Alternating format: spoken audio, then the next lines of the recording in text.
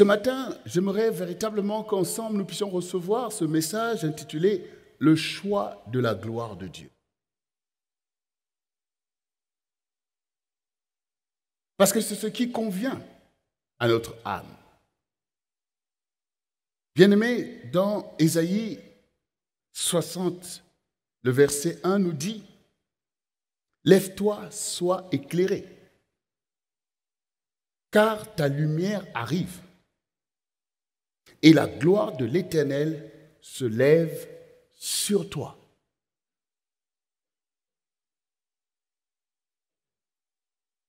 Je souhaite,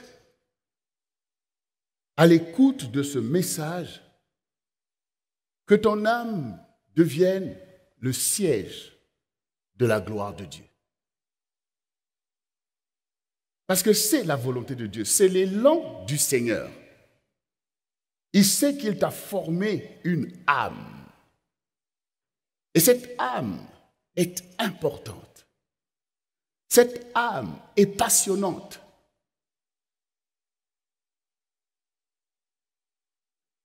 Et c'est ton âme que l'ennemi convoite.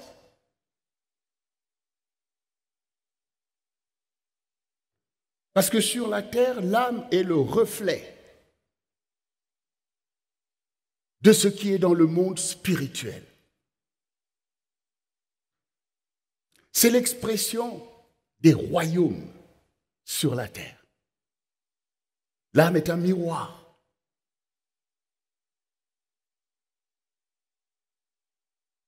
L'âme est une terre qu'on sème pour donner naissance à quelque chose dont nous ne voyons pas la racine, mais que l'âme est capable de refléter sur la terre. Soit pour produire la louange, la gloire ou l'ignominie. Donc l'âme est importante. Elle est l'expression même de ce pourquoi la vie existe. L'âme est importante. Ton âme est importante et capitale.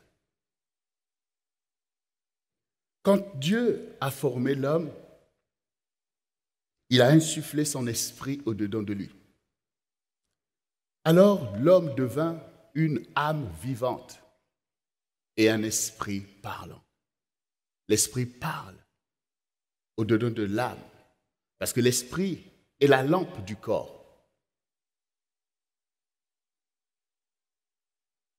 L'âme est l'expression de la vie, des désirs, des sentiments. Ton âme est importante. Et le Seigneur a donné sa vie pour sauver ton âme. Donc l'âme est capitale. L'âme est capitale. Et donc nous comprenons que le Seigneur dise « Lève-toi, sois éclairé ». Que ton âme soit éclairée et ta lumière arrive, ta lumière vient de loin. Et la gloire de l'Éternel se lève sur toi. La gloire de l'Éternel se lève sur toi. Vous avez appris, en tout cas ici, que par les enseignements qui vous sont donnés, que toute chose a un enjeu. Il faut toujours rechercher l'enjeu de la chose qui vous est proposée. Avant de faire quelque chose, pose-toi la question de savoir quel est l'enjeu de cette chose-là. Parce que c'est quand tu vas découvrir l'enjeu que tu vas comprendre ou faire le choix de faire cette chose parce que l'enjeu est important. Mais s'il n'y a pas d'enjeu, il vaut mieux s'économiser. Il faut un enjeu. Or, il y a un enjeu. Tout ce que Dieu fait a un enjeu. Et quel est l'enjeu donc de notre foi en fait? Quel est l'enjeu de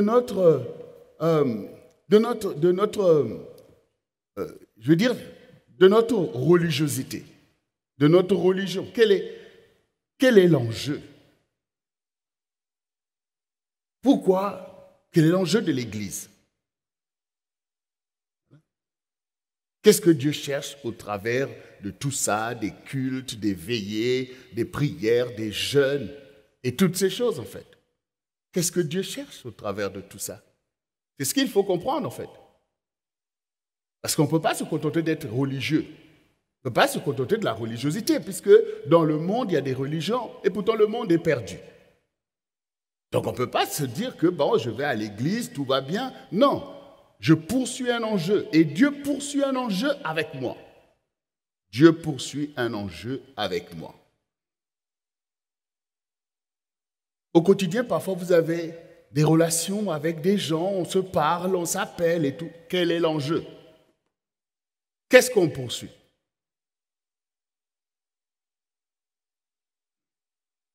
Bon. Quand je parlais avec Jocelyne, à un moment donné, la question c'était l'enjeu. Ben oui.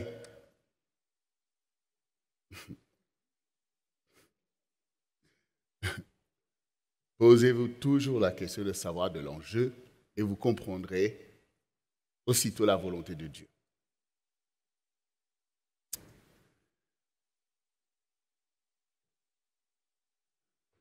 Voici ce que le Seigneur dit dans le livre de Nombres, chapitre 14, du verset 20 au verset 24.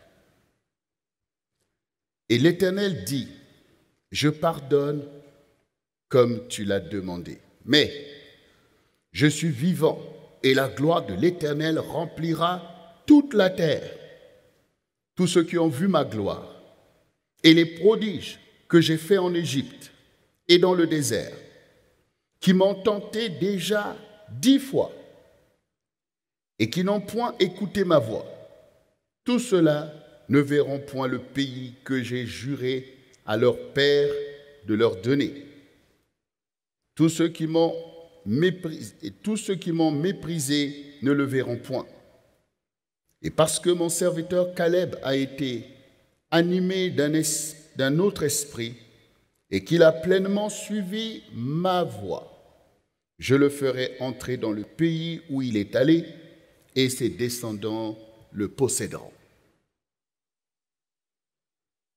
La dernière fois, nous avons vu tout cet épisode où les enfants d'Israël, devant leurs ennemis, devant les géants, ont oublié la gloire que Dieu a manifestée. Ils ont méprisé Dieu, ils ont dit c'est parce qu'ils nous détestent, qu'ils nous envoient, ils vont nous vaincre, ils vont nous tuer, on veut repartir en Égypte. Et on a vu comment la colère de Dieu a éclaté et combien Moïse, par son intercession, a détourné cette colère des enfants d'Israël. Et donc le Seigneur exprime ici comme une sorte de déception. Il dit, oui, je pardonne, mais je suis vivant. Et ma gloire remplira toute la terre. Donc on voit bien que Dieu veut manifester sa gloire sur la terre. Et il a donc choisi son peuple pour être l'instrument de la manifestation de cette gloire, la volonté de Dieu étant de renverser tous ces peuples idolâtres et leurs idoles. Et il s'était choisi son peuple pour pouvoir accomplir cela. Mais eux, ils n'ont pas perçu cet enjeu. Comme toi aussi, Dieu fait des choses dans ta vie, mais tu ne perçois pas l'enjeu qu'il poursuit. On a entendu tout à l'heure, avec ce qu'on a entendu avec Pasteur Jocelyne, combien on voit que Dieu est derrière les choses, crée l'adversité, crée des situations, bouleverse, mais il poursuit un objectif certain. Toi, tu le découvres au fur et à mesure. Et Dieu sait toutes choses à l'avance. Donc la gloire de Dieu est quelque chose de très important pour chacun d'entre nous. C'est-à-dire que Dieu manifeste sa gloire. Et Dieu ne souhaite pas que, une fois qu'il a manifesté sa gloire, que tu puisses considérer ça comme quelque chose, bon, ben, Dieu a fait. Non. Non. Tous ceux qui ont vu ma gloire et qui m'ont tenté, quand tu vois la gloire de Dieu, c'est quand même ce qui t'a été privé. La parole dit tous sont péchés et sont privés de la gloire de Dieu. Donc ça veut dire que la vie de péché est une privation de la gloire de Dieu. Et le diable voudrait que tu puisses t'habituer à marcher loin de la gloire de Dieu. Parce que ce n'est que comme ça qu'il peut saisir, lui, l'opportunité de faire main basse sur ton âme et accomplir des choses abominables. C'est ce qu'il recherche en fait. Parce que toutes ces nations-là que l'Éternel a détruites devant les enfants d'Israël, ils étaient gangrénés par l'idolâtrie, par des choses qui sont le contraire même de la gloire de Dieu. Et le diable veut que dans ta... C'était aussi des peuples religieux. C'est pour ça que je vous ai dit qu'on ne peut pas se contenter de la religiosité. Parce que le diable aussi, c'est un esprit religieux. Et crée des religions. Manipule les religieux. Y compris même au milieu du peuple de Dieu. Souvenez-vous de l'histoire de Saul de Tarse. Sur la route de Damas. Il était en train d'aller servir Dieu. Et c'était la gloire de Dieu qui était avec lui.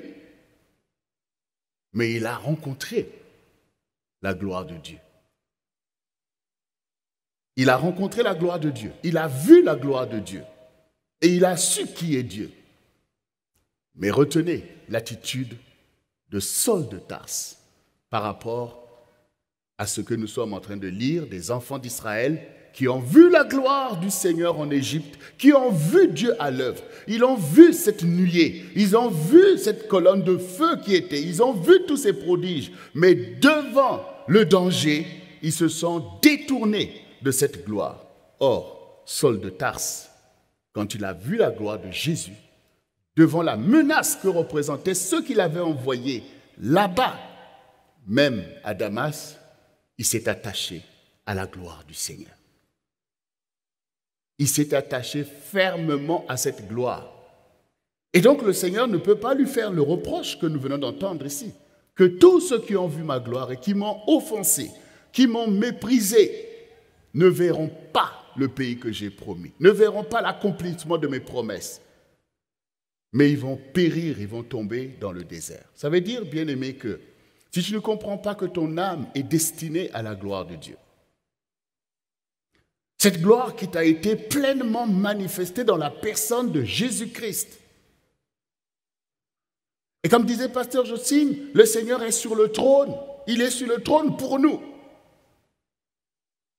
Et s'il a vaincu, c'est pour nous qu'il a vaincu. Parce qu'il est Dieu, il est Seigneur.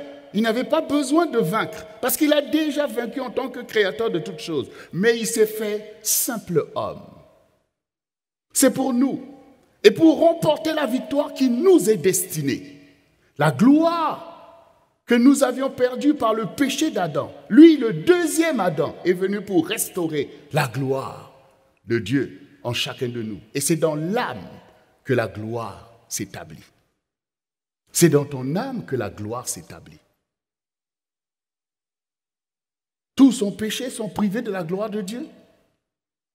Ça veut dire que par la sanctification, nous allons reconquérir la gloire qui nous est destinée. Jésus est ton époux, non? Et la gloire de l'époux est à toi. Donc nous commençons à comprendre l'enjeu pour lequel le Seigneur dit « Lève-toi, sois éclairé. Ta lumière arrive. Ta lumière, c'est le Seigneur. C'est le royaume. Le royaume s'est approché. C'est ce que Jésus a enseigné. C'est la vocation de l'Église, de recevoir la gloire de Dieu.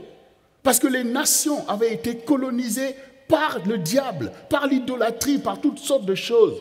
Mais Jésus-Christ est la bannière des nations.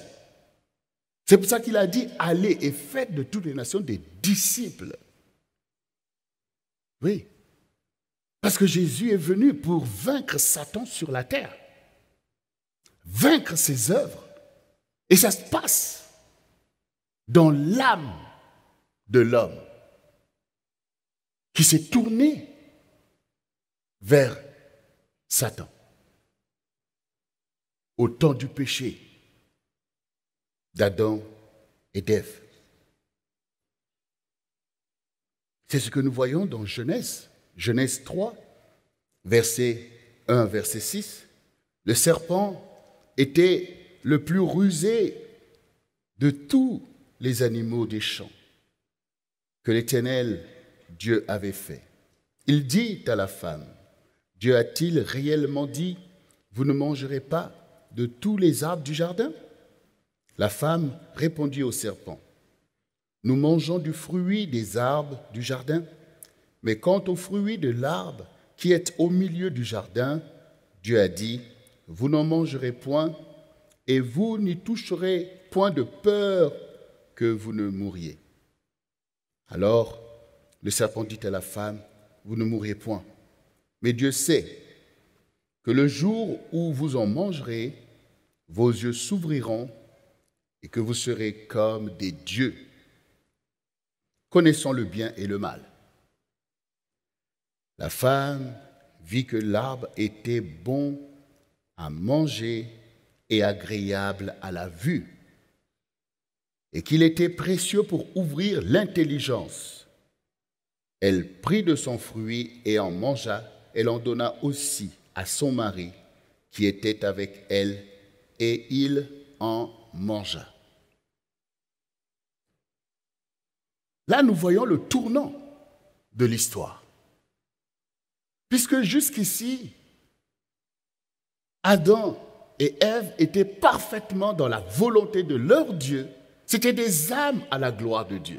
Et d'ailleurs, ils n'étaient pas limités. Adam savait ce que Dieu pensait, pouvait donner des noms aux animaux parce que leur âme était dans la gloire de Dieu. Et dans cette gloire, l'esprit opère librement selon la connaissance et la vérité. Vous voyez ce qui était avant? C'était ça. Il y avait une harmonie avec Dieu. Mais quand maintenant, le serpent qui est venu pour les duper, pour les tromper, afin d'asservir leur âme, de pouvoir détourner leur âme de la vérité, il a mis la convoitise. Voilà, le piège de l'âme, c'est la convoitise. Donc, Satan a mis la convoitise, ça veut dire que tu convoites quelque chose qui ne t'est pas destiné. Quelque chose qu'on t'a dit que ce n'est pas bon, Satan tourne ton âme à admirer ce que Dieu n'admire pas, à vouloir ce que Dieu ne veut pas en fait. Et c'est comme ça qu'il emmène la perdition. C'est comme ça qu'il veut se rendre maître de toi et dominer ton esprit qui est au-dedans de toi par le fait, en fait, de polluer ton âme. C'est ça ce qu'on a perdu. Tous sont péchés et sont privés de la gloire de Dieu. L'âme qui a péché est privée de la gloire de Dieu. Là où il y avait la lumière, ça devient maintenant les ténèbres. Et dans cette corruption de l'âme, l'esprit de l'homme devient captif au-dedans de lui et perd la connaissance de Dieu et la connaissance de la vérité. Alors Satan peut manipuler maintenant ton esprit. Et c'est pour ça que Jésus avait dit, si ton œil devient ténèbre, combien grandes seront les ténèbres? Or, l'esprit est la lampe du corps. Donc l'enjeu, il est là. L'enjeu, il est le fait que l'homme devenant une âme vivante, placée sur la terre pour manifester la gloire de Dieu, a perdu maintenant la gloire de Dieu par la convoitise. L'homme est maintenant quelqu'un qui convoite. Or, par le fait de convoiter les choses qui sont dans le monde, le diable peut poser ses pièges. Voilà, ceux qui font des pièges savent que si vous voulez attraper un oiseau, vous trouvez ce qu'il peut admirer ou aimer, vous mettez quelque part, dites regarde, et l'oiseau va venir. Et puis boum, il est pris au filet. Donc, comprends aujourd'hui que quand on te dit que dans le monde, ce qu'il y a dans le monde, c'est quoi? C'est la convoitise de la chair. C'est la convoitise des yeux et l'orgueil de la vie. Voici les péchés que Satan, en fait, a institués. Donc la chair, maintenant, au lieu de chercher, porter dans la gloire de Dieu, au lieu d'être un vase d'honneur, est maintenant un instrument pour poursuivre les convoitises. Tes membres, au lieu d'être à la gloire de Dieu, deviennent des membres d'injustice. Tu veux commettre tous les méfaits, toutes sortes de choses, parce que tu es pris dans le filet de la convoitise du diable. En fait, c'est le diable qui convoite. Et du coup, mais comme il n'a pas des mains, il n'a pas des pieds, il ne peut pas se saisir des choses. Donc du coup, il vient t'instrumentaliser pour que toi, tu deviennes quelqu'un qui convoite ceci, convoite ton prochain, convoite plein de choses en fait, mais c'est lui qui veut manifester ses œuvres. Parce que il faut quand même comprendre, en fait, c'est quoi le règne de Satan? C'est un esprit. Et l'esprit a des tendances, l'esprit a des choses. Mais l'esprit, pour régner, a besoin de manifester ces choses. Vous connaissez quelqu'un par les choses qu'il manifeste. Donc, du coup, pour l'ennemi, c'est important de pouvoir coloniser des âmes pour mettre en eux les désirs qui sont ses désirs à lui, pour produire sur la terre ses œuvres. Et quand ces œuvres sont produites, il peut régner. S'il est méchant et que vous produisez des œuvres de méchanceté, il règne par ces choses. S'il est impudique et que vous produisez l'impudicité, il règne par l'impudicité. Donc là, il voit son royaume, il dit, voyez, ce sont mes œuvres. Ce sont mes œuvres. Et donc, puisque vous produisez ces œuvres, il peut dire, c'est mon peuple. Voilà. Il va dire, ce sont mes disciples. Puisqu'ils font ce que je veux. Et pendant ce temps, Dieu aussi est venu sur la terre pour manifester ses œuvres. Il vient prendre ce challenge. Comme on entendait tout à l'heure que, au travers des choses qui se passent, de ce tohu-bohu dont il est parlé, que ta vie à toi-même devient ce théâtre sur lequel se manifeste à nouveau l'action créatrice de Dieu pour venir changer la donne et te donner l'opportunité de la gloire de Dieu. C'est pour ça que le Seigneur dit, ceux qui ont vu ma gloire. Parce que nous avons été tous privés de la gloire de Dieu en venant même dans ce monde déjà marqué par le péché d'Adam. Mais il y a l'opportunité de la gloire de Dieu, que Dieu manifeste à un moment donné de ta vie, comme aux enfants d'Israël. C'est pour ça que le Seigneur est ici indigné. Il dit, mais ils ont vu ma gloire. Pourquoi ils m'ont tenté jusqu'à 10 fois? Pourquoi l'ennemi continue à les instrumentaliser? Jusqu'à 10 fois, ils m'ont tenté alors qu'ils ont vu ma gloire. Ça veut dire que dans ce qui est naturel, c'est que quand l'homme voit la gloire de Dieu, il doit pouvoir s'intéresser à cette gloire, puisque tu as été formé à la nature même de Dieu. Donc, du coup, Dieu dénonce la corruption. C'est pour ça que Jésus disait, mais pourquoi ne comprenez-vous pas mon langage? Donc, il voit ici l'ampleur de la corruption. Et je suis souvent marqué, quand je lis ce passage dans Ézéchiel, dans Jérémie, je crois, où le Seigneur dit le péché de Juda est marqué avec du plomb et un burin de fer. C'est-à-dire, c'est gravé. C'est gravé, c'est grave. Donc, c'est l'état de la corruption. Où le Seigneur dit, mais comment vous pouvez vous habituer à l'ignominie plus qu'à ma gloire? Et c'est des choses qui se passent dans nos vies d'enfants de Dieu, dans l'Église, où tu as vu la gloire de Dieu, mais que l'ennemi veut te ramener aux choses des ténèbres, à des addictions, à des choses que tu vois toi-même, l'ignominie par rapport à la gloire qui t'a été destinée, l'opportunité de la gloire. Il y a une opportunité de la gloire que Dieu donne à l'homme. Mais l'important, c'est de reconnaître que cette gloire est au fond de ton ADN. Parce que tu as été formé à l'image et à la ressemblance de Dieu. Vous savez, il y a des générations que Dieu a détruites. On pourrait se dire, mais Seigneur, pourquoi tu n'as pas essayé de prêcher ou faire? Dieu sait en fait. Dieu sait, il voit au plus profond pour voir ce qui est possible de faire ou pas. Mais à toi, le Seigneur trouve qu'il est possible encore que sur toi, sa gloire puisse se lever. Il te dit que ta lumière arrive. Dieu veut encore faire briller sa face sur toi afin de susciter dans ton ADN la gloire première par laquelle tu as été formé à la gloire de Dieu. Quand le Seigneur parle à Jérémie et qu'il parle à l'enfant et que l'enfant dit « Non, je ne suis qu'un enfant », le Seigneur dit « Non, ne dis pas « Je suis un enfant ». Car avant que je t'eusse formé dans le sein de ta mère, je te connaissais. Voyez, je te connaissais. Et avant que tu sois sorti de son sein, je t'avais consacré. Donc Dieu montre qu'une gloire a été destinée.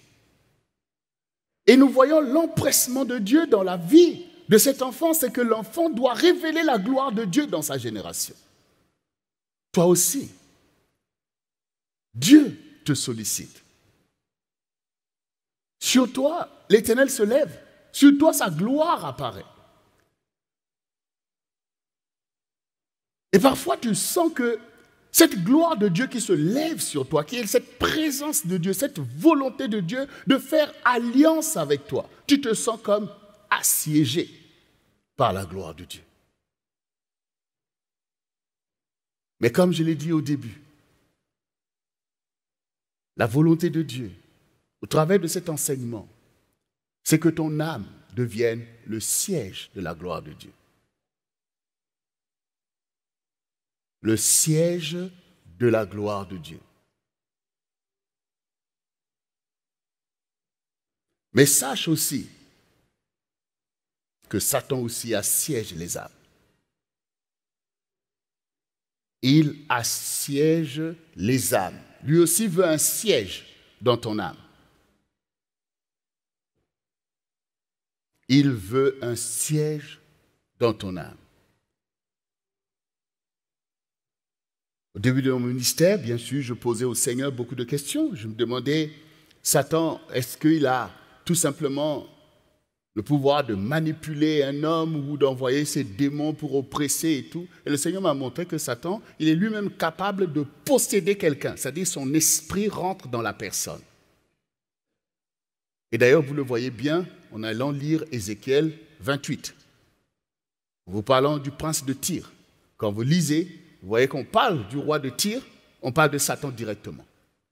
Donc on voit l'identification, la capacité de l'esprit du diable de posséder totalement quelqu'un. C'est pour ça que je vous parle que lui aussi il assiège, c'est-à-dire qu'il se donne un instrument. Donc il t'assiège de toutes parts et il voudrait que ton âme puisse tout simplement accueillir toutes ses volontés.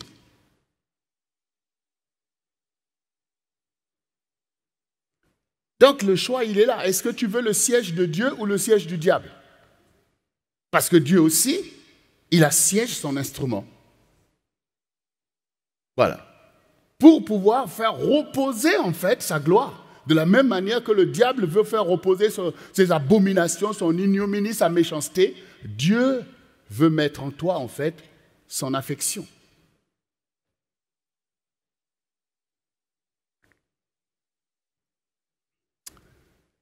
Matthieu 12, versets 18 à 20. Voici mon serviteur que j'ai choisi, mon bien-aimé en qui mon âme prend plaisir. Je mettrai mon esprit sur lui et il annoncera la justice aux nations.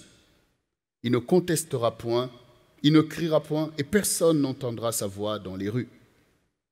Il ne brisera point le roseau cassé, il n'éteindra point le lumignon qui fume, jusqu'à ce qu'il ait fait triompher la justice. Voici mon serviteur, voici ma servante, en qui mon âme prend plaisir. Donc, Dieu déjà te parle de son âme. Donc, Dieu aussi a une âme, il a des désirs. Et il dit, voici mon âme prend plaisir, c'est-à-dire l'âme de Dieu prend plaisir en toi. Donc, si l'âme de Dieu prend plaisir en toi, ça parle à quoi en toi? À ton âme. Si mon âme prend plaisir en Jocelyne, la réponse c'est quoi en Jocelyne? C'est son âme aussi qui dit, moi aussi je prends plaisir en toi. Mais oui, l'âme parle à l'âme. L'âme vient dans l'âme. Donc si le Seigneur dit, voici mon serviteur en qui mon âme prend plaisir. Et nous savons que ce serviteur, c'est Jésus-Christ notre modèle. Mais c'est aussi nous, derrière le Seigneur Jésus. puisqu'il est là, il est notre modèle. Il est venu pour nous enseigner la voie que nous devons suivre, nous montrer qu'on peut accomplir toutes les volontés de Dieu. Donc il est dit, voici mon serviteur en qui mon âme prend plaisir.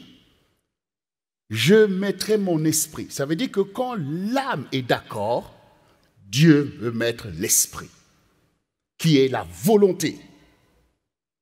Parce que l'esprit, c'est la volonté. Donc, pour que tu fasses la volonté de Dieu, et que tu la fasses parfaitement, il va falloir que ton âme réponde à l'âme de Dieu pour prendre plaisir. Et c'est aussi pour ça qu'il est dit, fais de l'Éternel tes délices. Et il te donnera ce que ton cœur désire. Parce que ce que tu désires, il faut une volonté pour le faire. Et la volonté, c'est l'esprit. Et l'esprit doit reposer dans une âme agréable à Dieu. Donc c'est ça en fait. Parce que c'est l'esprit qui te permettra d'aller, de renverser tes ennemis. Mais l'alliance, le moyen pour que la volonté de Dieu puisse te mouvoir jusqu'à accomplir ces grandes choses, c'est quand même l'harmonie entre l'âme de Dieu et ton âme en fait. Mon âme prend plaisir.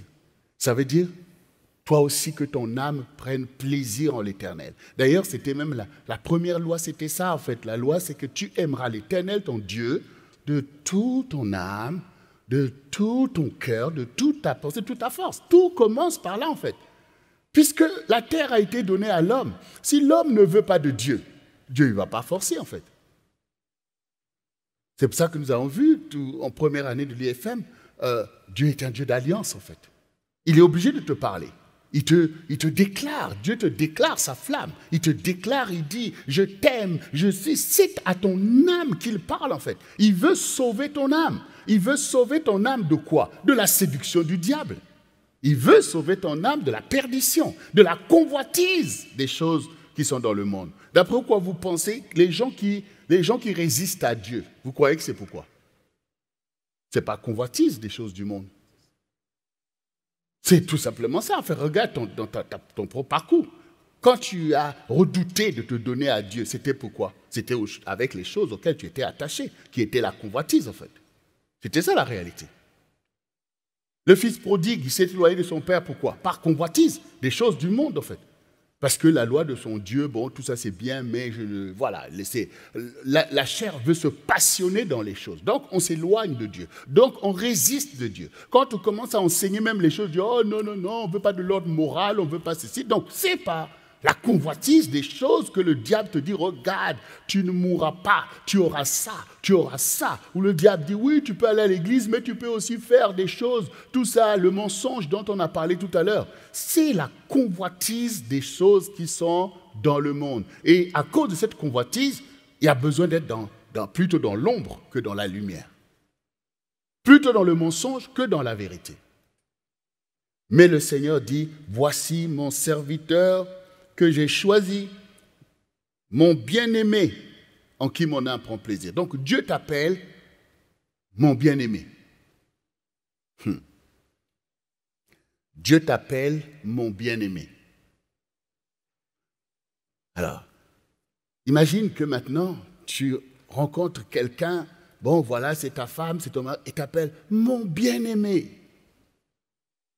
Et que toi, tu n'es pas au clair, ce n'est pas évident de répondre.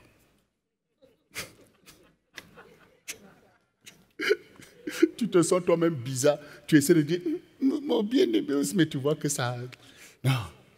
Oui, parce que du coup, il y a une disproportion.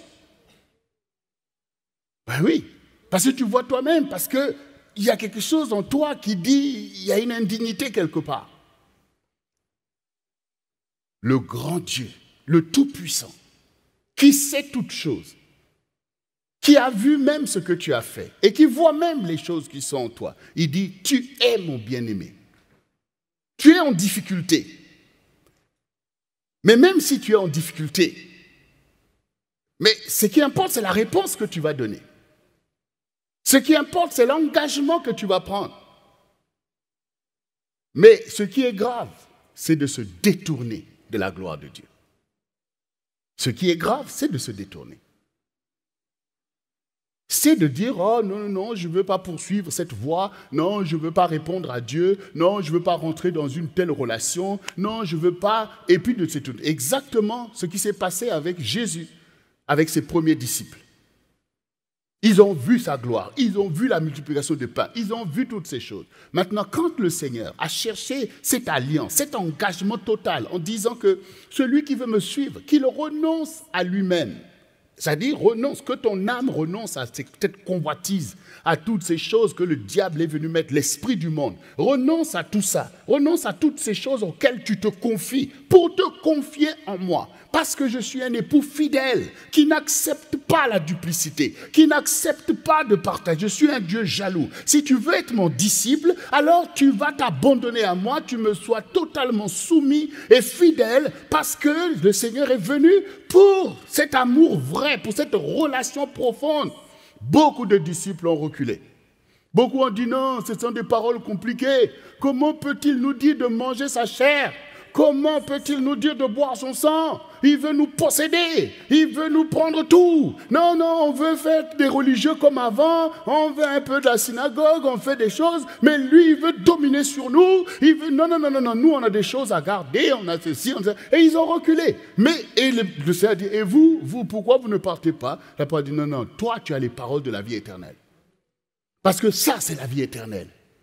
Parce qu'il a vu, on connaît les religieux, on connaît là les traditions, la loi de Moïse, on sait tout ça, mais on voit la perdition dans nos vies. Mais les paroles que tu dis là, ça c'est appartenir à Dieu pour l'éternité.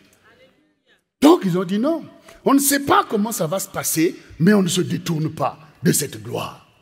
On ne refuse pas le challenge. Ils n'ont pas refusé le challenge. Beaucoup refusent le challenge de la vérité. Non, il faut que tu acceptes le challenge parce que Dieu a la provision pour te sanctifier, pour te libérer. Mais l'amour, c'est quand même d'abord aussi, toi aussi, de dire, moi aussi je veux. Moi aussi je veux. Quand j'ai rencontré Jocelyne,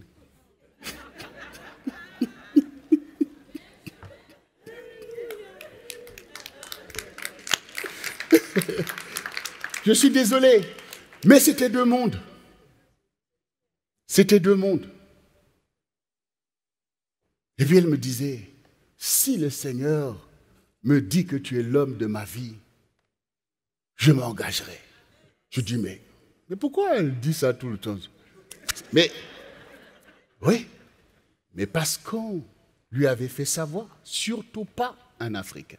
Donc, vous voyez, il y a des choses qui peuvent venir contre votre destinée. Vous ne savez pas pourquoi vous les entendez, mais comme si on a créé déjà un monde. Donc, il y avait un défi à son niveau. Parce qu'elle se dit non, l'amour est fort comme la mort. Donc, c'est dit, il y a tout ça, ce que j'ai entendu, on a dit ceci, cela, les ont dit tout ça. Mais là, il y a une bannière. Là, non, David, non.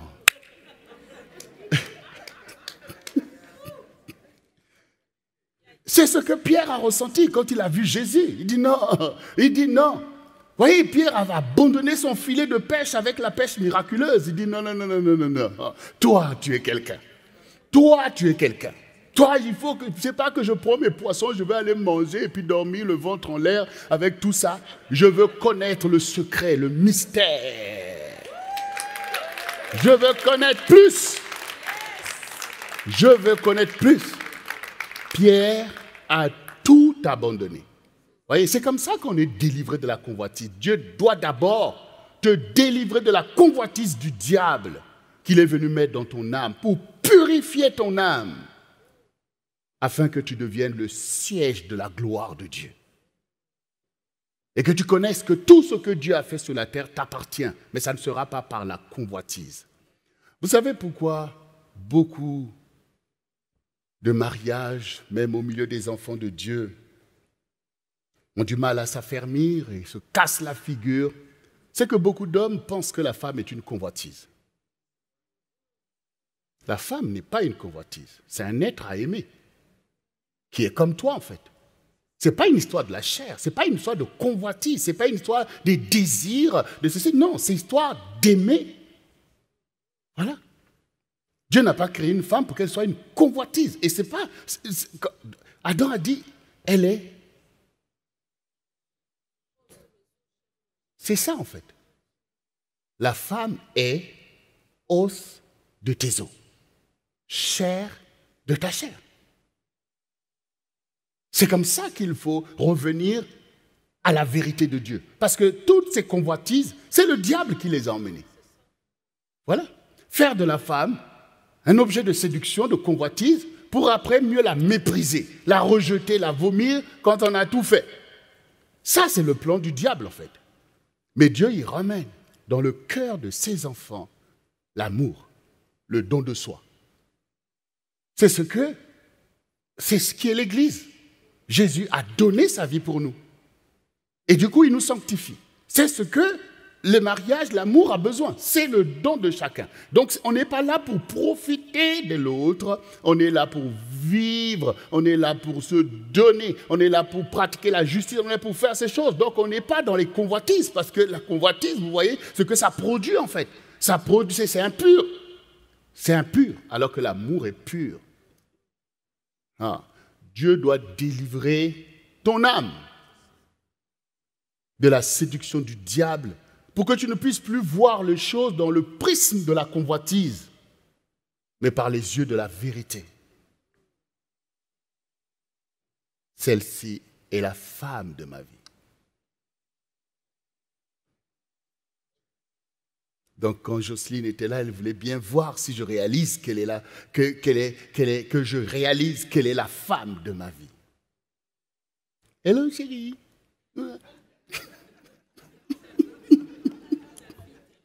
David, oui, c'est David.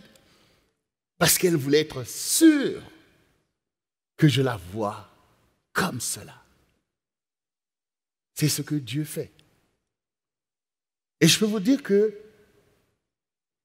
l'enjeu du Seigneur, finalement, dans notre vie religieuse qu'il appelle, en fait, tout ça, c'est tout simplement pour nous emmener à accepter l'affection de Dieu sur nous. Tout ce pourquoi nous sommes ici, c'est d'emmener ton âme à réaliser, à admettre que tu as été formé pour recevoir la gloire de Dieu en toi et donc l'affection du Seigneur. Souvenez-vous, quand Jésus a été baptisé, une voix s'est fait entendre quand la colombe est descendue sur lui, l'Esprit est descendu sur lui sous forme corporelle d'une colombe. Une voix s'est fait entendre pour dire « Celui-ci est mon fils bien-aimé, j'ai mis mon affection en lui. » L'affection, c'est l'âme. J'ai mis mon affection en lui. Donc, si je comprends bien, c'est que Dieu veut mettre son affection en toi. Dieu veut mettre son affection en toi. Et tu sais de quoi il s'agit. Quand un homme met son affection dans une femme, c'est qu'il veut s'attacher à cette femme et voudrait que cette femme s'attache à lui. Les parents mettent leur affection dans leurs enfants. Et parfois même, un enfant se retrouve à être celui sur qui on met une affection parce qu'on se projette dans cette affection. L'affection est comme un héritage, c'est un trésor qui est mis en toi et dont on se soucie du devenir.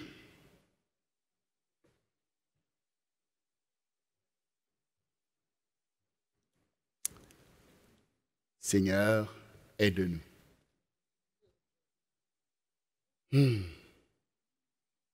J'ai mis mon affection en lui. Être là parmi le peuple de Dieu, venir à l'église, c'est une chose. Mais quand maintenant Dieu te met devant lui et qu'il te dit « Je mets mon affection en toi », il y a une responsabilité personnelle devant Dieu. Il y a une responsabilité personnelle devant Dieu. Là, nous parlons du choix de la gloire de Dieu. Dieu veut manifester sa gloire sur la terre. Il veut manifester sa gloire sur son peuple. Il veut manifester sa gloire sur l'Église. Il veut manifester sa gloire sur le CRC international. Mais au milieu de ce peuple, chacun de nous a une responsabilité personnelle de répondre à l'ardeur de l'amour de Dieu. Quand l'Esprit te parle, quand la parole te parle, quand tu reçois des songes et des visions, il y a une responsabilité personnelle devant Dieu d'accepter ou de refuser la gloire de Dieu. Mais je désire que ton âme devienne le siège de la gloire de Dieu. Sinon, comment nous allons révéler le royaume? Comment le royaume va se déployer? Avec quelle puissance? Si nous ne sommes pas capables d'accepter l'affection de Dieu en nous et nous-mêmes, d'aimer le Seigneur de tout notre cœur, de toute notre âme, de toute notre pensée, et que la volonté de Dieu puisse descendre sur nous, c'est-à-dire l'Esprit du Seigneur, qui fera de nous des instruments dans la main de Dieu, donc nous ne pourrons pas accomplir. Nos vocations ne pourront pas opérer dans la dimension de révéler le royaume à notre génération. Parce qu'il faut des prodiges. Et Dieu dit, je ne donnerai pas ma gloire à un autre. Si tu continues à être un autre par rapport à Dieu, par rapport à la nature spirituelle du Seigneur, tu ne pourras pas recevoir la gloire de Dieu. Et si tu n'as pas la gloire de Dieu, tu peux tout faire, gesticuler, mais tu ne vas pas échapper à l'ennemi. Voilà, parce que l'esprit du monde, c'est lui qui a fait ça. Donc l'intellect, tout ça, il domine sur tout ça. La seule chose par laquelle tu peux le vaincre, c'est la gloire de Dieu. Parce qu'il n'y a pas la gloire de Dieu en lui. Voilà. La gloire de Dieu, c'est quelque chose de complètement contre nature par rapport à lui. Il n'y a plus la gloire de Dieu en lui. Mais il y a en lui la malice, la puissance de détruire, de faire, de manipuler, le mensonge. Tout ça, il connaît. Tout ça, il connaît. Tout ce que tu peux faire toi-même sans la gloire de Dieu, lui, il maîtrise ces choses. Et d'ailleurs, il va t'instrumentaliser dans ça.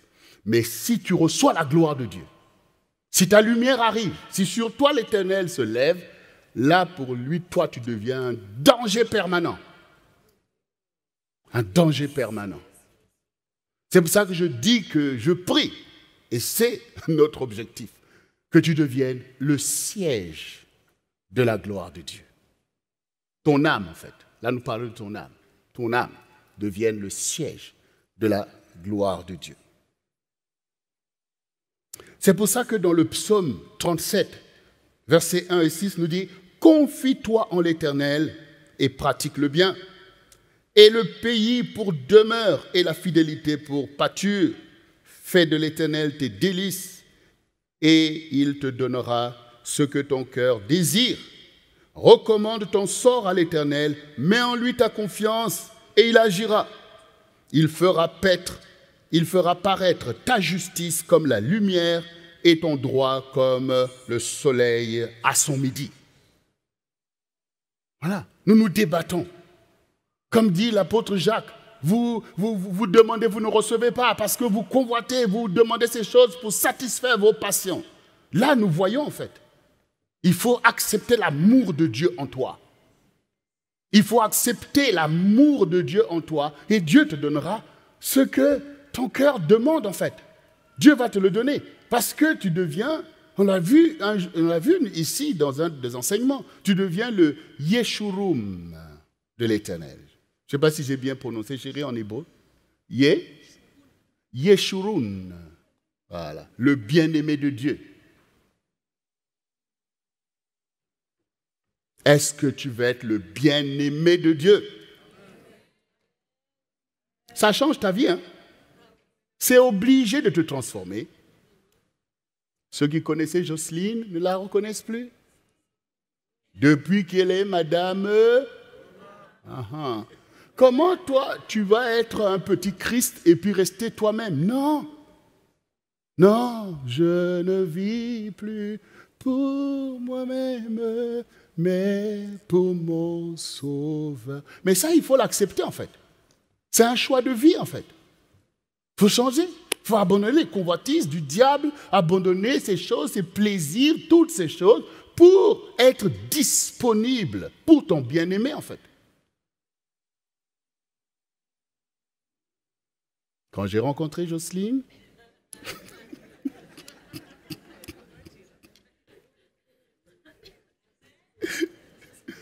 avant que je la rencontre, si quelqu'un pouvait prendre tout son temps pour dire à Jocelyne, va vivre en Afrique, va vivre au Congo, c'était niet, niet, niet. Mais aujourd'hui, c'est plus la même chose. C'est plus pareil. Si David dit, chérie, on y va, on y va. Parce que l'important, c'est que David soit là. Ce n'est plus question de ceci, c'est là. Mais c'est ça la réalité de la relation avec le Seigneur Jésus, en fait. Il y a des gens, tu es arc-bouté sur des petites choses de la terre et tout, mais c'est rien par rapport à la gloire de ton époux, de ton Seigneur, à qui appartient même toute cette terre en fait. Dieu doit d'abord délivrer ton âme de l'ivraie qui est les convoitises du monde. Et c'est pour ça que Dieu éprouve en fait. C'est pour ça qu'il t'éprouve, pour que tu puisses abandonner. Souvenez-vous même l'épreuve qu'il a donnée à Abraham pour dire oui, tu aimes ton fils que tu as eu dans l'âge de ta vieillesse avec Sarah, ta bien-aimée. Mais tu vas me le sacrifier pour voir à quoi ton âme s'attache, se confie. Tu vas me sacrifier ton fils. Ah oui, pas n'importe lequel. Celui que ton cœur aime, celui qui est dans ton âme, là, c'est celui-là. Parce que c'est ça le challenge, en fait. C'est par l'âme que le diable veut rivaliser avec Dieu, en fait. C'est par les choses qu'il peut manipuler ton âme. Mais Abraham a dit, si le Seigneur a demandé, je lui donne. Et quand Abraham a levé la main, Dieu a dit, ne fais pas de mal à l'enfant, car maintenant, le Seigneur a vu que tu aimes l'Éternel plus que tout. Non seulement que Abraham n'a pas perdu son fils, mais Dieu en a fait son ami. Dieu en a fait son ami. Quand le Seigneur dit « tu es mon bien-aimé », c'est de l'amitié qu'il s'agit en fait. Une amitié fidèle. Une amitié fidèle. Une amitié fidèle. Ah, bien-aimé, ton âme sera le siège de la gloire de Dieu. C'est pour ça que nous, ici, au centre du réveil chrétien, nous sentons le siège de Dieu. Nous sentons le siège de Dieu. Nous assiège, en fait. C'est la réalité.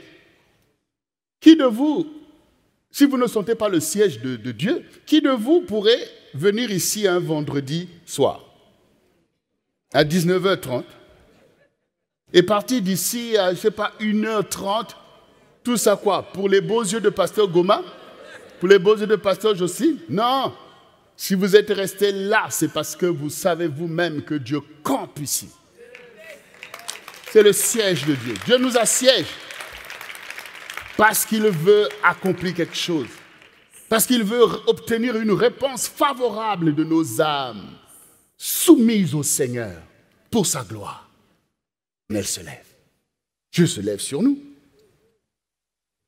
Et par la grâce de Dieu, nous consentons à cela.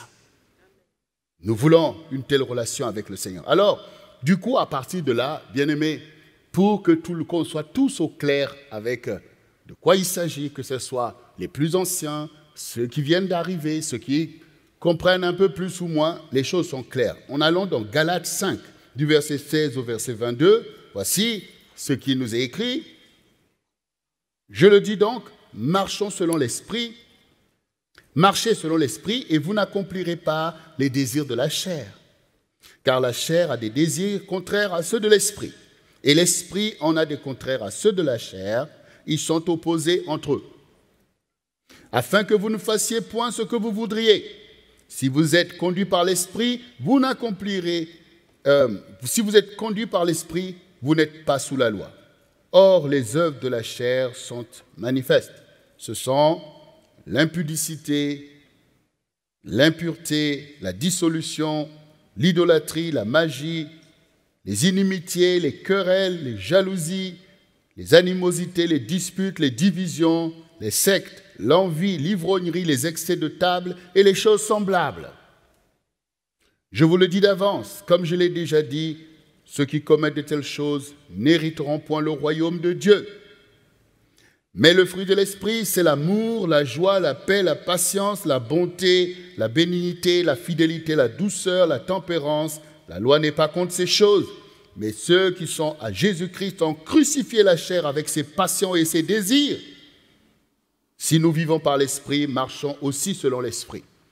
Les convoitises, c'est ce qui emmène tout ce que nous venons d'entendre, les impudicités, les dérèglements, les querelles, les jalousies, les animosités. Donc, il faut sortir de ce paradigme-là, qui est le piège de l'âme.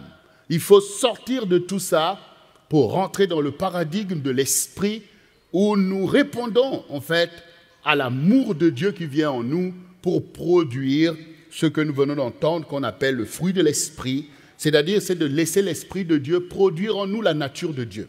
Et la nature de Dieu, c'est l'amour, la joie, la paix, la patience, la bonté, la bénignité, la fidélité, la douceur, la tempérance. Ça, c'est ce que ton âme doit refléter. Ton âme doit accepter cette nature. Parce qu'on a bien vu que la nature du diable, c'est l'impudicité, c'est les animosités, c'est les excès de table, c'est la dissolution, c'est toutes ces choses en fait. Donc, on change totalement de paradigme, tout simplement pour répondre à l'amour de Dieu en fait. Parce que des fois, tu essayais de faire par toi-même, tu sais pas toi. Non, dis seulement oui au Seigneur Jésus. En fait, dis oui au Seigneur. Et quand tu dis oui, ça veut dire je te suis. Je ne suis plus là à me dire bon oui. Non, je te suis. Je te suis. Je te suis. Et si tu veux un exemple, tu dis bon, le pasteur David a parlé à pasteur Jocelyne. Pasteur Jocelyne a dit oui, est prêt à suivre pasteur David. Voilà. C'est des choses simples. Tu as dit oui à Jésus, eh bien c'est Jésus qui déteint en toi.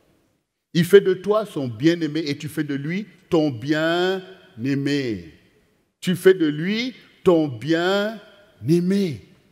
Et du coup, tu as à voir avec la paix en fait. Quand on te dit, mais pourquoi tu es toujours en paix? Mais oui, ce n'est pas moi en fait. Ce n'est plus moi qui vis. C'est Christ qui vit en moi. Pourquoi tu es toujours rempli d'amour? Mais ce n'est plus moi qui vis, c'est Christ qui vit en moi en fait. C'est Dieu qui m'a assiégé en fait. Avant moi aussi j'étais colérique, moi aussi, mais là il m'a totalement assiégé et je me suis abandonné. Les choses, c'est dans cette simplicité qu'il faut aborder les choses parce que le Seigneur disait à ses propres disciples, si vous ne ressemblez pas à cet enfant, vous ne pouvez pas être des disciples. Et l'enfant, vous voyez, l'enfant il adhère.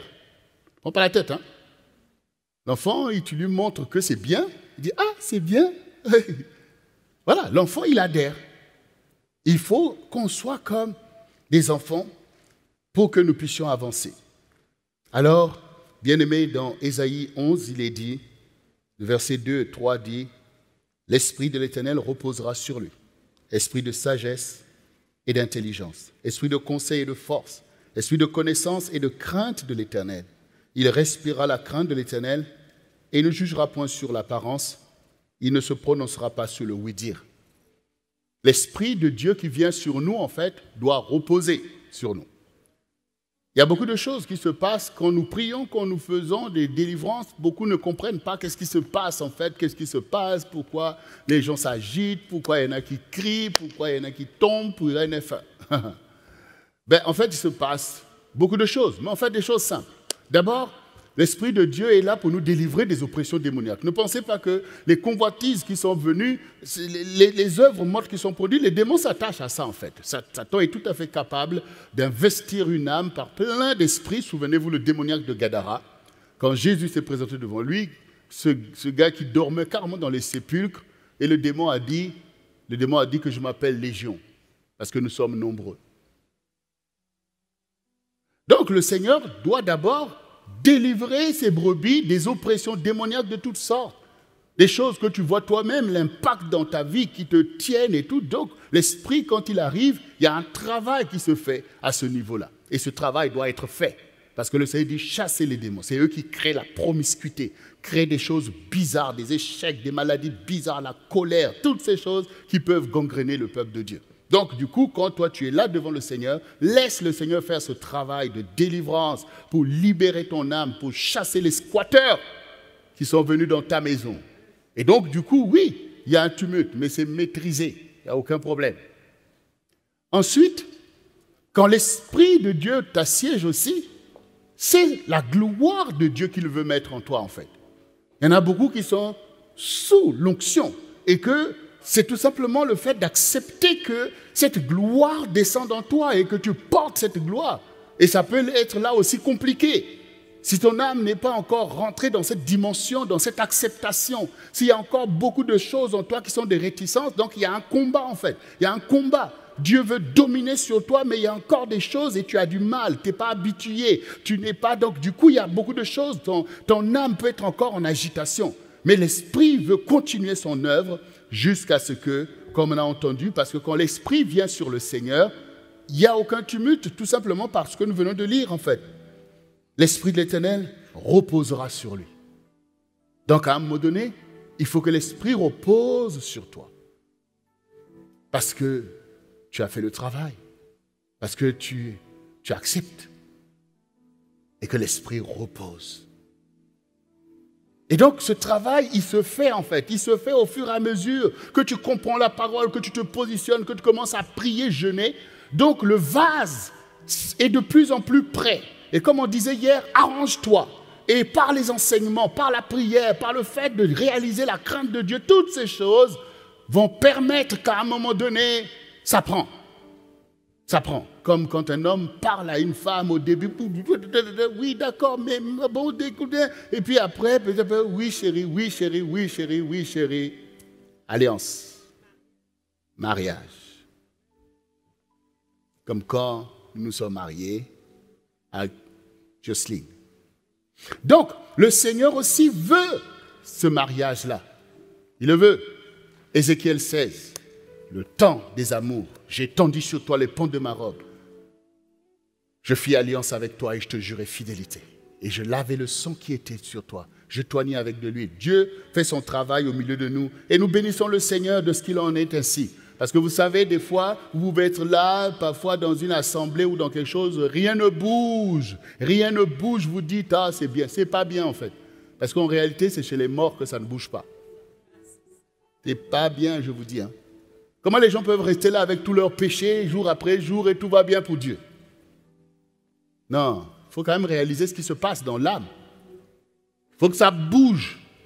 Il faut que le Seigneur remue tout ça et balaye tout ça. C'est ce que Jean-Baptiste a dit par rapport à Jésus.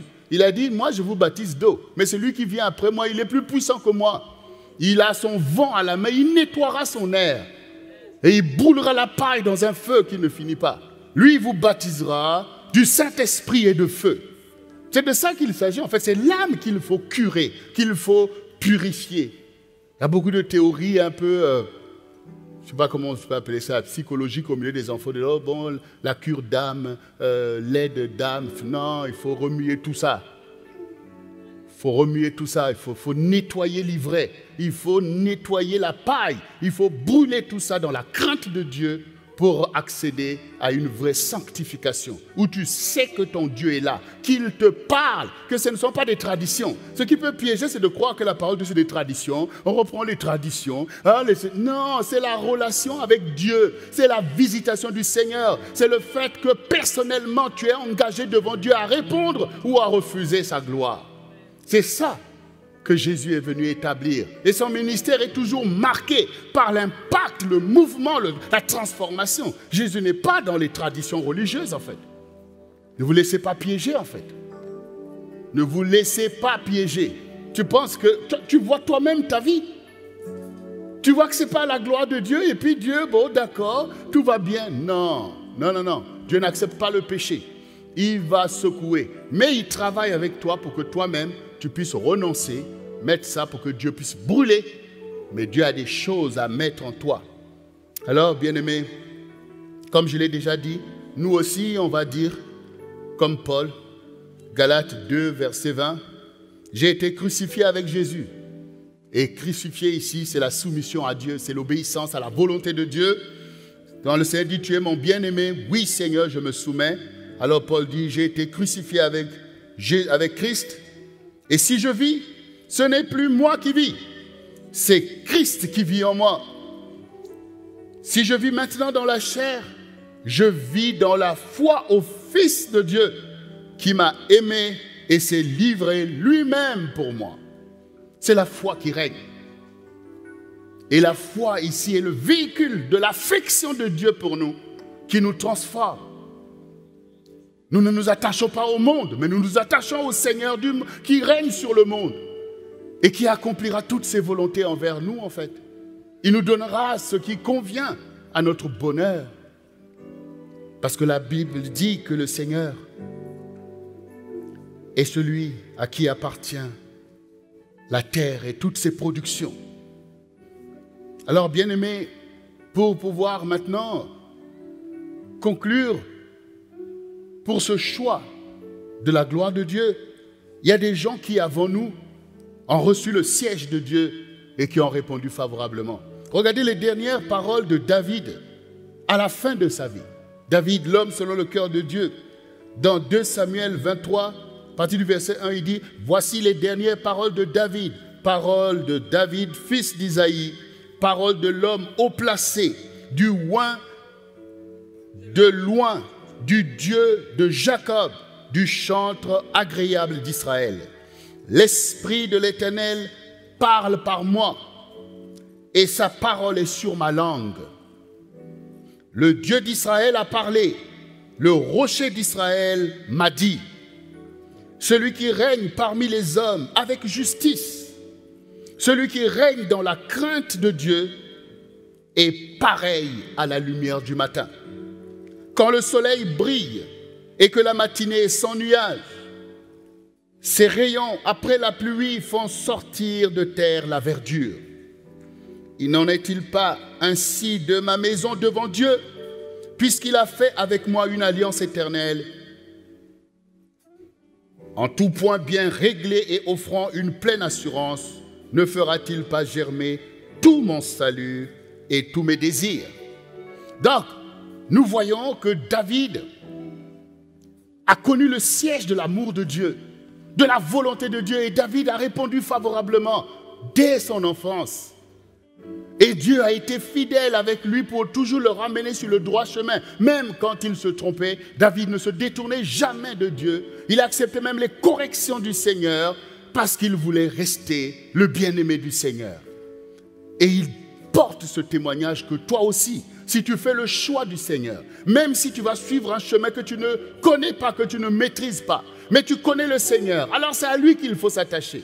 Dieu accomplira aussi un témoignage dans ta vie qui restera là dans ta maison, dans ta famille, de génération en génération et au milieu du peuple de Dieu, que le Seigneur est fidèle et qu'il accomplira aussi, oui, il accomplira aussi, comme a dit David, ton salut. Parce que le salut est destiné à nos âmes. Ce sont nos âmes qui doivent être délivrées. Et comme nous avons lu dans Galates, tu dois marcher désormais selon une âme affranchie. Si Dieu t'a franchi, pourquoi tu veux continuer à vivre la vie d'esclave au diable? Pourquoi tu veux continuer à produire les choses anciennes? Il faut accepter d'être affranchi, vivant comme des gens affranchis du monde de la manipulation du diable, vivant dans la paix, dans la joie, dans l'amour. C'est parce que si le Fils vous a franchi, vous serez réellement libre. Or, le Fils t'a franchi. Il te donne une nouvelle identité. Il veut que tu sois son bien-aimé et lui ton bien-aimé. Vis selon cette dispensation. Vis selon cette grâce. Ne laisse plus le diable te manipuler. Ne laisse plus les gens te ramener dans leur colère. Ne laisse plus les gens te ramener dans leur convoitise. Ne laisse plus les gens te ramener dans leur pauvreté. Ne laisse plus les gens te ramener dans cette vie-là. Mais donne le témoignage que tu as été affranchi pour vivre dans la paix. Tu as été affranchi par la gloire de Dieu. Que tu te tiens dans la gloire de Dieu. Que tu recherches toujours la gloire de Dieu. Que tu es compatible à la gloire de Dieu. Et que ton âme devient le siège de la gloire de Dieu. De telle sorte que Satan, il essaie, il ne trouve plus la porte. Il ne trouve plus quoi que ce soit. Selon qu'il est dit que quand un démon est chassé, il va dans le lieu, arrive tout par le repos. Il dit, je ne retournerai dans ma maison où j'ai été chassé. Et s'il trouve que la maison est balayée, ornée, vide, alors il revient avec d'autres esprits. Mais ta maison ne sera plus jamais vide, parce que Jésus y habitera, parce qu'il a dit qu'il frappe à la porte. Si tu ouvres, il va rentrer. Si Satan revient, il verra le Seigneur sur le trône de ton cœur, parce que tu deviens toi-même le siège de la gloire de Jésus-Christ. Tu deviens toi-même le temple du Dieu vivant, un temple habité, et non pas un temple abandonné, mais un temple habité par la gloire du Seigneur. Alors, bien-aimés, c'est la bannière de l'amour de Jésus qui est sur nous. Comme nous le voyons dans Cantique des Cantiques, 2 du verset 1 au verset 5. Je suis le narcisse de Saran, le lys de la vallée, un lys de la vallée. Comme un lys au milieu des épines, tel est mon ami parmi les jeunes filles. Comme un pommier au milieu des arbres de la forêt, tel est mon bien-aimé parmi les jeunes hommes. J'ai désiré m'asseoir à son ombre. Et je désire m'asseoir à son ombre, et son fruit est doux à mon palais. Il m'a fait entrer dans la maison du vin, et la bannière qu'il déploie sur moi, c'est l'amour. Soutenez-moi avec des gâteaux de raisin, fortifiez-moi avec des pommes, car je suis malade d'amour. C'est là l'amour entre Jésus-Christ et son disciple, l'amour entre Jésus et l'Église. C'est ce qui est ici, oui, reflété par ce chant de Salomon. Oui, toi aussi, la bannière que Jésus déploie sur toi, c'est l'amour. C'est pour ça que le Seigneur dit, prenez mon joug, car je suis doux et humble de cœur. Prenez mon joug, ne redoutez pas mes instructions. Ne vous reculez pas de moi parce que je vous aime. Mais Dieu, il met cette bannière parce qu'il met un empressement à ce que tu pratiques la justice, à ce que tu sois comme lui. Mais ça, ce n'est pas un esclavage. La soumission à Dieu, ce n'est pas un esclavage. C'est au contraire le choix de la gloire de Dieu. C'est le choix de la justice et de l'amour. Alors accepte cette bannière. Accepte comme une femme reçoit la bannière d'un homme pour dire je t'aime, je vais vivre avec toi, épouse-moi. Et qu'elle finit par dire oui et qu'elle fait le bon choix. Toi aussi, Jésus met sa bannière sur toi. Il te presse de toutes parts pour que tu dises oui au Seigneur et que tu sois son représentant sur la terre, afin que ta gloire puisse éclater au milieu de ta génération. Il est temps que toi, peuple de Dieu, toi, CRC International, toi, enfant de Dieu, fais le choix personnel de la gloire de Dieu aujourd'hui même. Fais le choix personnel. Toi qui es ici et toi qui me regardes, tu dois faire le choix personnel de la gloire de Dieu. Ça fait longtemps que la bannière de Christ est déployée sur toi. Ça fait longtemps que Christ t'appelle. Ça fait longtemps que l'Esprit te travaille. Ça fait longtemps que l'Esprit t'a préparé pour que Jésus puisse se lever sur toi. Car ta génération doit connaître qu'il est Dieu. Ta génération doit connaître qu'il est vivant et qu'il est capable de faire une œuvre sur la terre. Et cette œuvre se fera avec toi et ta maison de génération en génération. Jésus veut visiter cette génération. Jésus veut marcher parfaitement dans la puissance de son royaume. Mais il lui faut des fidèles. Il lui faut des épouses fidèles. Laisse Jésus dominer sur toi. Accepte cette bannière et lève-toi avec amour devant le Seigneur. Lève-toi, dis présent à Jésus parce qu'il est l'époux fidèle et il est digne. Il est digne dans ta vie. Il est digne, le Seigneur. Alléluia, acclame le Seigneur, acclame le Seigneur. Il est l'époux de l'Église. Il est ta bannière. Le temps de la gloire de Dieu a sonné. Alléluia, alléluia, alléluia, alléluia. Oh, merci Seigneur. Alors bien-aimé, répète après moi ces paroles pour lesquelles nous allons invoquer. Seigneur Jésus-Christ, me voici Seigneur. Comme David avant moi, je reconnais que tu m'as aimé dès avant la fondation du monde. Je n'ai rien fait pour mériter ça. Mais je découvre la bonté de Dieu envers moi. Car tu n'as pas abandonné ma vie dans les ténèbres du dehors. Tu ne m'as pas abandonné dans les convoitises de ce monde. Tu ne m'as pas délaissé sous l'oppression de l'ennemi, où je m'étais vendu par mes propres péchés. Et mes ancêtres avant moi, Adam avant moi. Mais tu es allé à la croix, Seigneur, à ma place. Comme pour Saul de Tarse, Seigneur, j'accepte ton rendez-vous aujourd'hui, Seigneur. J'accepte de saisir l'opportunité de la gloire que tu me donnes pour abandonner l'esprit du monde et renoncer à moi-même et prendre tout de toi, Seigneur. Investis mon âme, que ton siège réussisse aujourd'hui. Car je te dis oui, Seigneur. J'accepte ta bannière sur moi. J'accepte ton zèle sur moi. J'accepte ta volonté sur moi, Seigneur. Car les choses anciennes sont passées. Car les pacotilles du diable sont passées. Car les mensonges du diable sont passés. Car l'esprit du monde est passé.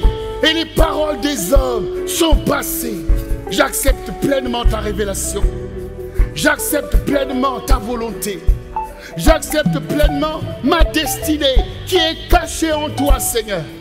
L'heure est venue, Seigneur, que notre alliance devienne visible pour ma génération. Car je t'épouse en plein jour, Seigneur. Ce n'est plus une relation bizarre, mais c'est une relation complète.